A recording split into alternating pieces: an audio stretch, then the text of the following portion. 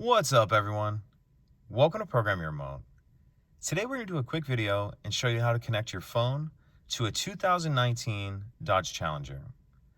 Like I said, we're going to be connecting to the Bluetooth on a 19 Challenger in this video, but it will be the same on several different years. So the first thing we want to do is grab our phone and go into the Bluetooth settings and make sure your Bluetooth's on. Then we're going to take a look at our radio and we're going to press this media button here on the bottom. Then we're going to press this Bluetooth button right there. And then from this screen, we'll click Add Device. Now if we take a look at our phone, it should pull up the Uconnect.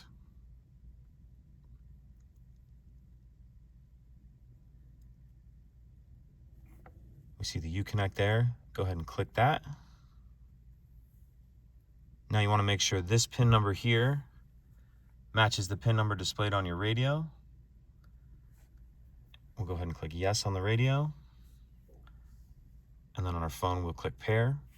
Sometimes only clicking one's necessary. And this is just asking if we want to give it access to our contacts and all that. I'm not going to set that up at this moment.